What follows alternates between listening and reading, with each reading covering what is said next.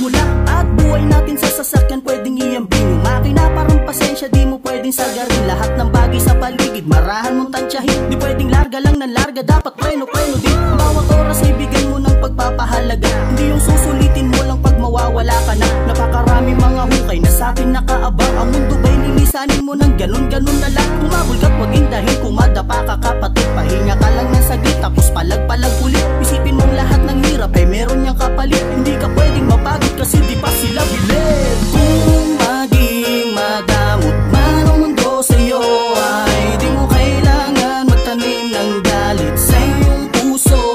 Pagkat ang buhay natin ay parang isang biyahe. Para makarating sa dulo ay huwag mapagod umabante.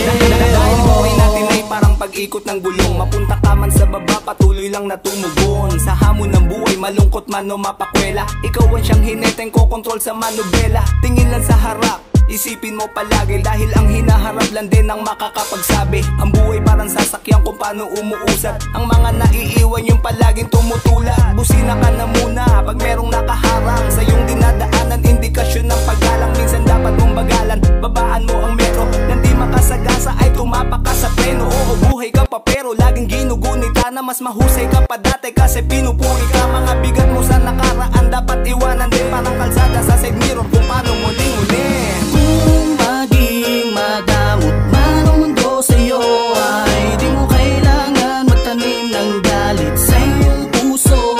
Pagkat ang buhay natin ay parang isang biyahe. Para makarating sa dulo ay huwag mapagod umabante. Buhay kay nandiyan sa puntong kinakapos. Ang kalagayan mo ay kwentong tiyaan nagtatapos. Kaya huwag kang mainip kung iyong kinakapa. Kung nahihirapan ka, tama ang iyong ginagawa. Kaya huwag kang mainip kung iyong kinakapa. Kung nahihirapan ka, tama ang iyong ginagawa.